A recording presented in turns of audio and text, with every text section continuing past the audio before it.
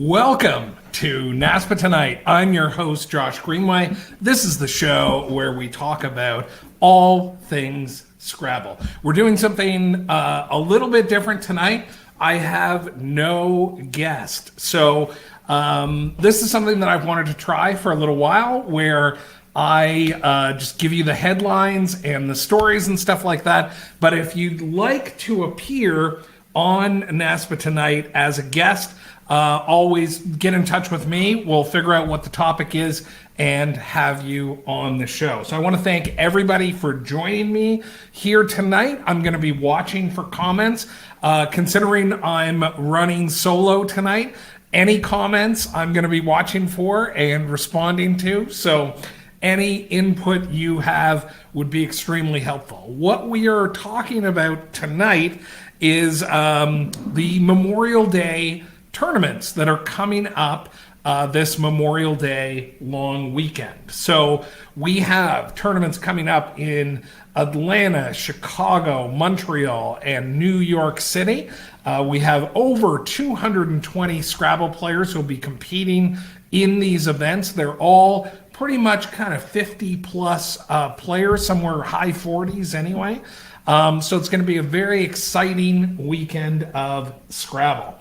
And jumping all over my first headline is Will Anderson. Thank you, Will. I haven't been on the air in 2 weeks, and probably the biggest piece of personal news is I got a haircut. So that's one piece of questionable Scrabble news. But yes, thank you, Will. So here we go. Let's get into some headlines here for this week. So let me just set this up. And number one, here's the number one headline of the week. It was the finale of Game of Thrones. I understand there are questionable Scrabble ties here, but did you watch the finale? What did you think? This is going to be a spoiler-free discussion of Game of Thrones. Obviously, there's me, there's Drogon on the other side. Drogon, I've listed him as a Scrabble noob. I don't think he would be able to play very well with the claws, like not being able to manipulate the tiles. And I don't think he knows any words. So that's number one. Thanks there, Josh Jr. for, you know what, now that I look at it on screen, I think this haircut is too short. So hopefully in another week or two, things will grow out a little bit more. Okay, so that's headline number one. Headline number two, a former contributor to this program, Jackson Smiley, has been out of town. He is tree planting. He talked about the last time that he was on, he would provide some video updates of how he's doing, but that hasn't happened. So this is my interaction with him earlier today. It's him saying, look, I'm not able to provide any videos. Number one, because I don't have any power to my phone. And number two, because it's too cold. And I'm like, how cold is it? Thinking, you know, that it's like a joke. But he says that, he says, I appreciate that, Ben, that, you know, maybe a touch short, but still looks, you said you still look okay. There you go. I guess that's Scrabble content for you. So anyway, Jackson is like living in a tent and planting trees. I don't know that he's doing any studying whatsoever. I saw him post on Facebook asking if anybody has any audio files of people reading the words. So this whole thing just seems like a disaster to me. And he says that it gets to about 0 degrees. I think that's Celsius for those American viewers out there. But it gets very cold where he is, and he says he has to get up at 5 in the morning where it's 2 degrees. And I basically respond, do you need someone to rescue you? So that is the latest Jackson update. We'll try to get Maybe as things warm up and his phone works again, we'll try to get some video updates from Jackson. And Josh Jr. thinks that Jackson is studying his ass off. So we'll see. It's going to be interesting. Now, actually, Josh, I'm wondering what's going on. I was looking at the NASC registration list, and I did not see you on that list this week. So maybe you can let us know what's going on there. Let's go to the next headline. We are talking, I know what it is. It's advisory board elections time.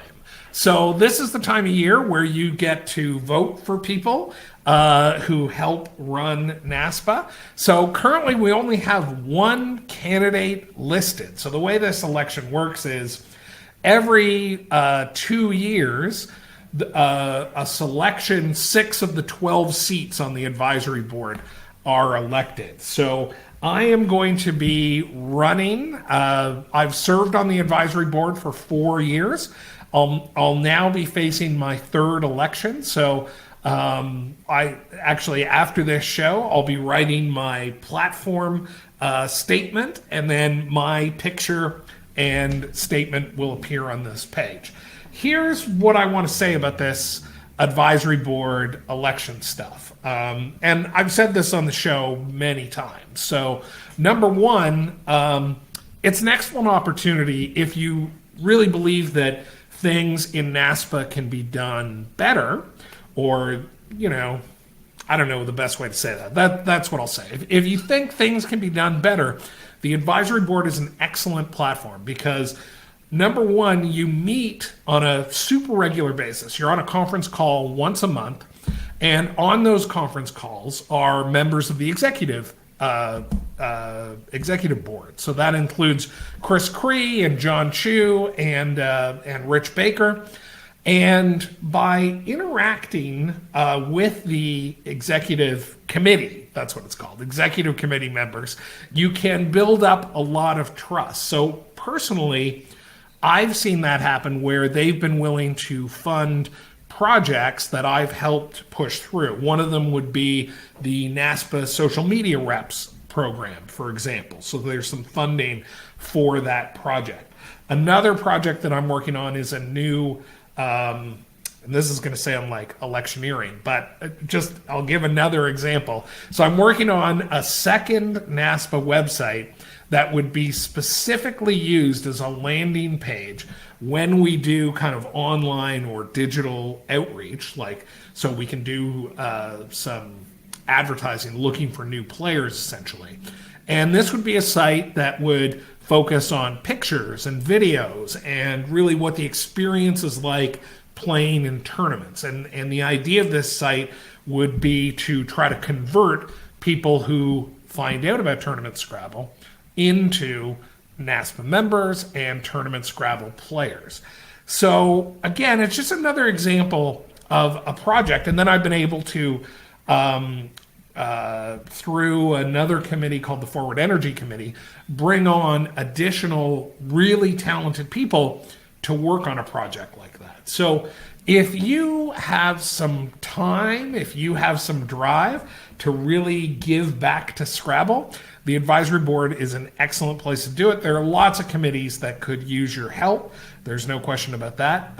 But for this segment, we're talking about the advisory board elections. So that's what we're looking at. Okay, enough about that. Now, the next headline is we are going to talk about the North American Scrabble Championship.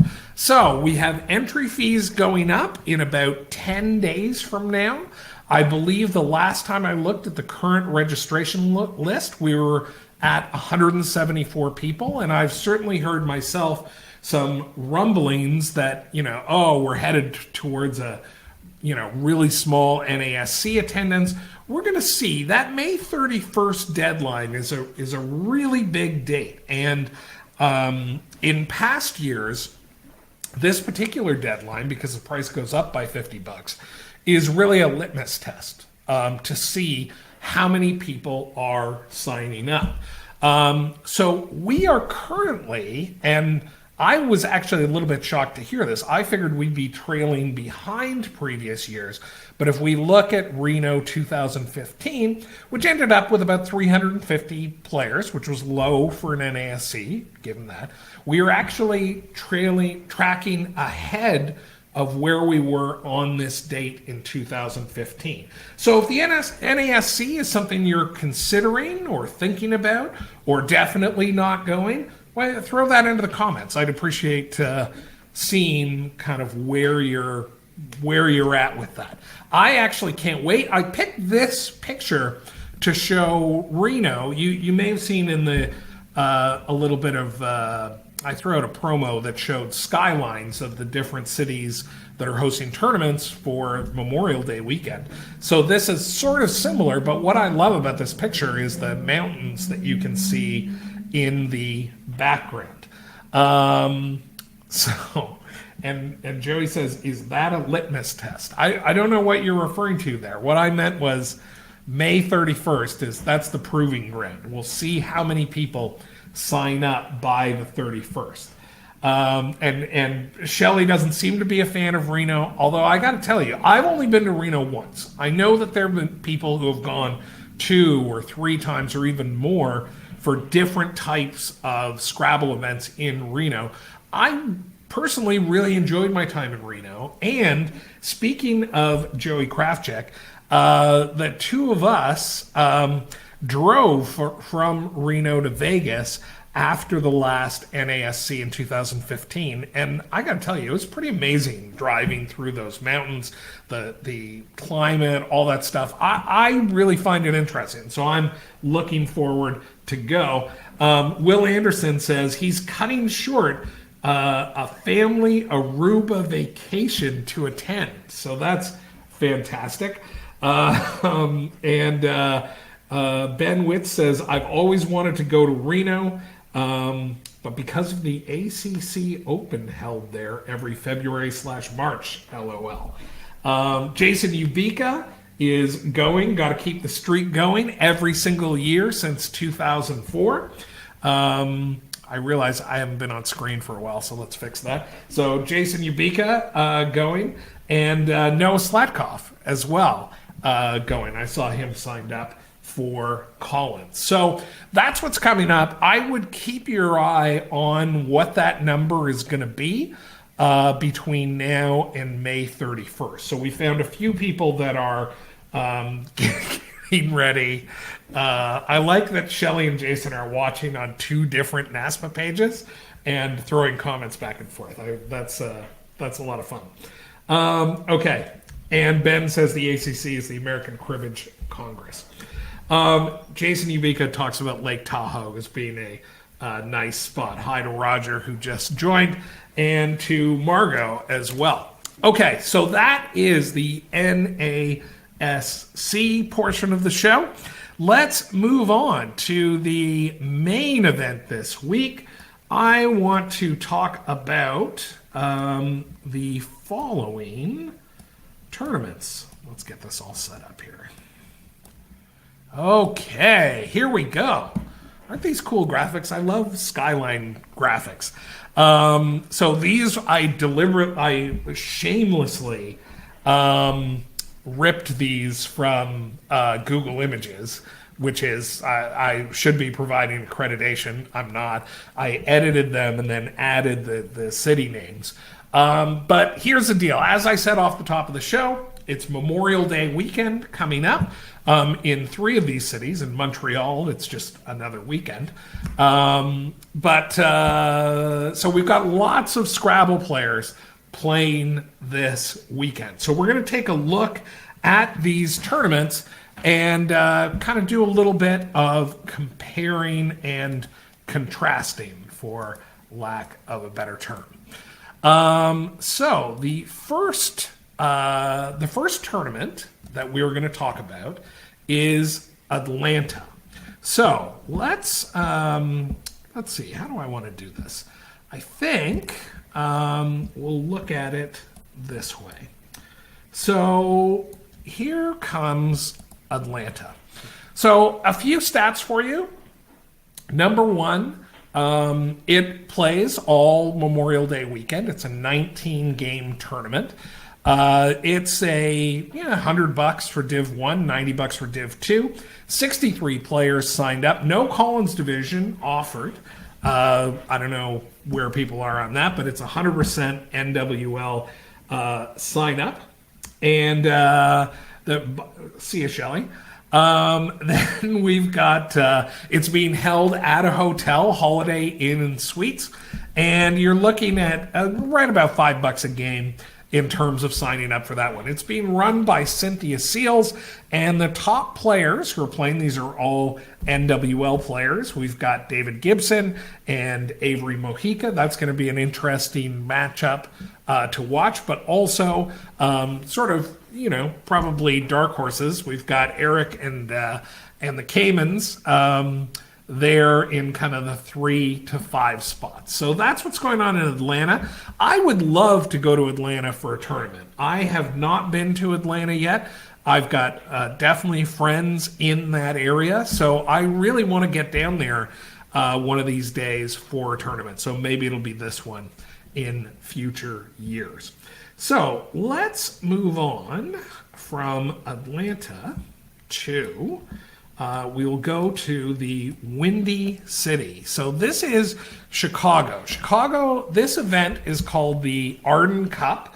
I actually don't know why it's called the Arden Cup. If you know why it's called the Arden Cup, could you please throw a comment on there? And there's a predictable Collins comment saying, would have gone to Atlanta had they had Collins. And I know other people who would as well. Used to go to Atlanta a lot before I moved to Florida. So, and Joey says he left Atlanta, so I have no friends there. That's not true, Joey. I know other people in Atlanta. So here we go. Chicago, the Windy City. The second city. So we've got a Saturday to Monday setup with 20 games. That's where you're going to find the most games for a main event this weekend. A little more expensive, $125 for Collins, $110 for NWL. We've got 49 players signed up. About 5 out of 6 are set to play NWL.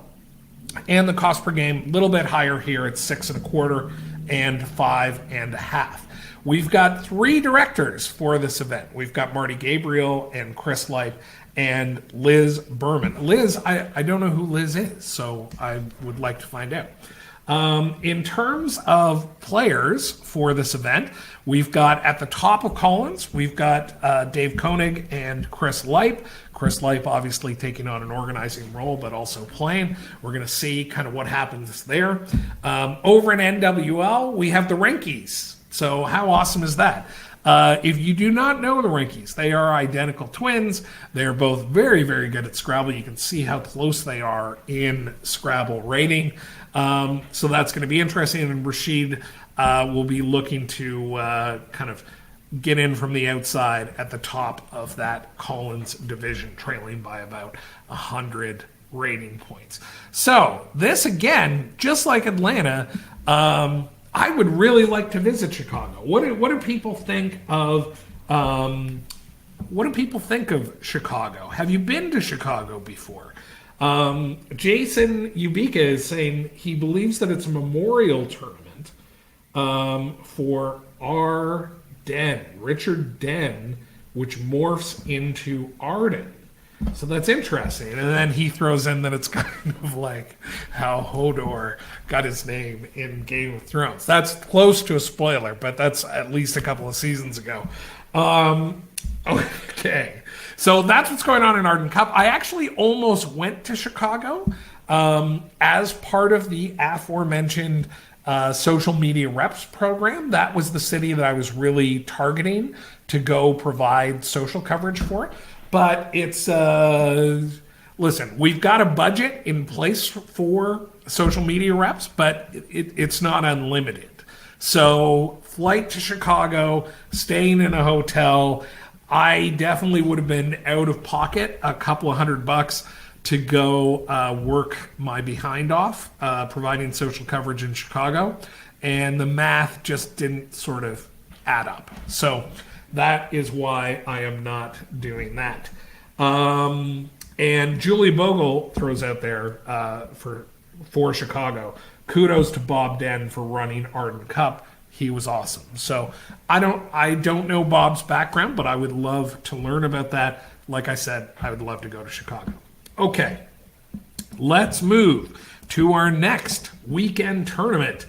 We have in La Belle Provence, we have Montreal, Canada. This is a tournament that is taking place. Like I said, there is no Memorial Day weekend in Canada. We have our Victoria Day weekend, what we like to call our May 2-4 weekend, but that was just this past weekend. Like, no one was, or lots of people were not working yesterday because it was a day off up here. So instead, the Montreal tournament takes place at the same time as the Memorial Day weekend, but it's only a 2-day event. So they've got 14 games on the calendar. Then here's the deal: if you're looking for a discount play, $80 or $70, that's Canadian. So if you're talking about U.S. funds, it's something like $60 to play, or I guess $50 for Division II or lower. They've got 52 players. It's again about 88% NWL.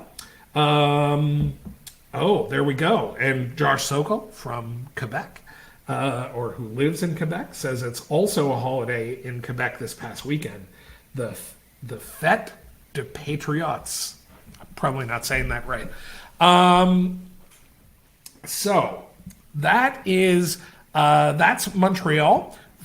These are the per game price here is listed after the U.S. translation. So at $4 or under $4 a game, that's certainly the best value per game that you're going to find out there this weekend.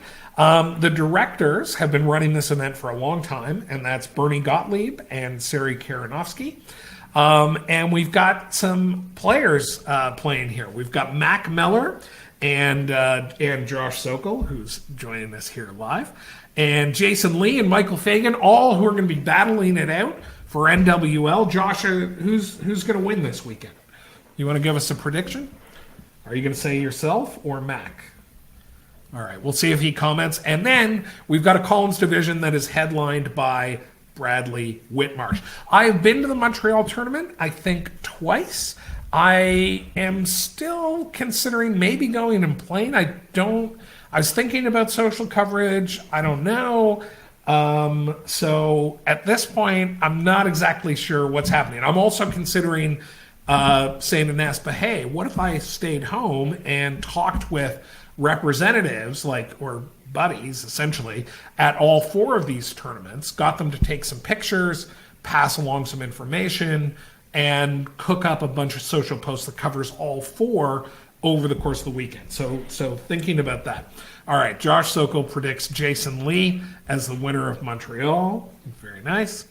Okay, so that's Montreal. It's always a great time in Montreal. I highly encourage, if you want to check out a tournament in Canada, this is one that's going to be lots of fun.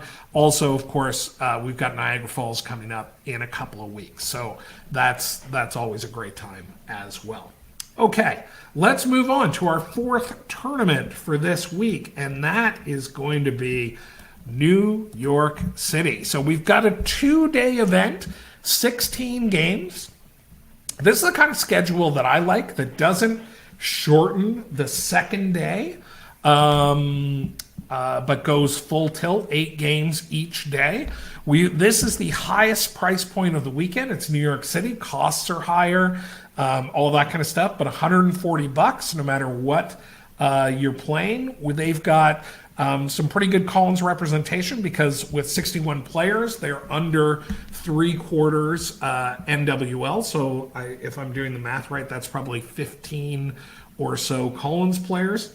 It's being played at the Honors Bridge Club, which I believe is the home of the New York Scrabble Club. And this, if you've been playing along and tracking the prices, at $8.75 a game is definitely the priciest one. But New York is, anyway, I've been to New York many times. Anyway, there's nothing I can say about New York that hasn't already been said, but obviously it's an awesome time there. Okay. And Will says, right, actually, Will, that's a good point. So he says he'll be in New York this weekend, but can only possibly do the late bird. This is the only tournament this weekend that offers a late bird, and none of them offer an early bird. So I found that personally interesting. But they have a 7-game late bird on the Monday. So you can get 23 games in New York this weekend, which would actually be the most. This is being run by Connie Creed and Judy Cole. If you've ever been to a Connie Creed joint, you know they're very well-run tournaments. And I don't know what to say about Judy Cole, other than she is one of my favorite people in NASPA. Here are some of the players that you are going to find in New York this weekend. We've got Jason Keller heading up Collins. We've got Joel Sherman heading up TWL. Jesse Day is going to battle with Keller there. We've got Benji, who I just noticed on Facebook. He doesn't know what book he's going to play because he's just signed up for it. So we'll see where he lands. And then we've got Cesar, who I thought was on vacation, but is he going to be back in the next 3 days? I guess so. So that's what we're looking at this weekend. We've got, like we said, Atlanta, Chicago, Montreal, New York. If you're not playing this weekend, you probably should be, because it's going to be a big weekend of Scrabble. Like I said, over 220 players playing, and I'm just looking forward to seeing how it all plays out. There's one headline tonight that I forgot about. Last night on Jeopardy, they had a new Scrabble words category. So for those of you that saw that, I know there were a bunch of people who posted about it on Facebook. That was kind of exciting. Maybe with Jeopardy recognizing the new book, we could use those posts to contact Hasbro or EA. No, I think it's EA who we would have to contact. You can tweet at them. We talked about this on an episode a number of weeks ago. And on one of those episodes, we provided a link to EA's player forum where you could provide feedback. So it would be awesome if, if you're on the Twitters, if you found a post about yesterday's game where they covered the new words and tweeted at EA. I think that might help. Take care of things. Julia, we covered Atlanta already. That was the first one because we're doing them in alphabetical order. Ben says, talking about value, do you offer any wagering tips on any of the Scrabble matches? Well, I think. It's very difficult to set odds for these things because there's so much variability. I think I would be looking at each of these tournaments and who the favorites are and trying to make a field versus the favorite bet. Like, I know it sounds crazy to bet against someone like David Gibson in Atlanta, but there's Avery, who's a great player, right? So I don't know. Looking for upsets is never a terrible deal. And that's okay, Julia. Actually, that reminds me, a good point here. Hi, Shauna. I see that you just joined. But a good point here is if you do arrive late, if you do miss a show, stuff like that, all the shows get posted to the NASPA YouTube channel. Generally, I stick around here for a couple hours after the show and do some post-production, get them posted, all that kind of stuff. Because if I don't do it the night of, all of a sudden I find myself I'm backed up by 4 episodes, and then I've got to take like a whole afternoon or a whole day to get caught up. So I just do that the night of the show now. So YouTube is always updated. If you're not subscribing on YouTube already, please do.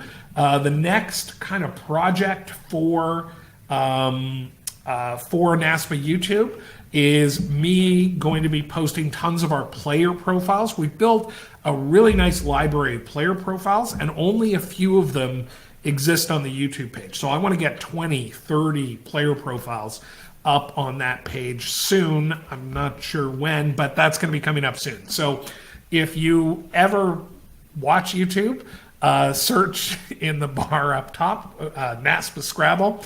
You'll find the page, and if you can subscribe, I would personally consider that. I would personally appreciate that very much. Okay, so that is, thank you very much, Julia. That is going to be the show this week. We made it through this week without a guest. So I don't know what that means for the future. Like I said, I wanted to try this, and hopefully you had fun. I had a good time. So if you're playing this weekend, good luck. If you're not, I want to say support your local directors. They're working hard for you. Sign up for the NASC. Think about running for the advisory board. Certainly when voting opens on June 3rd, get in there and vote, as long as you have some candidates to choose between. And that's going to do it for NASPA Tonight. We're going to be back next week.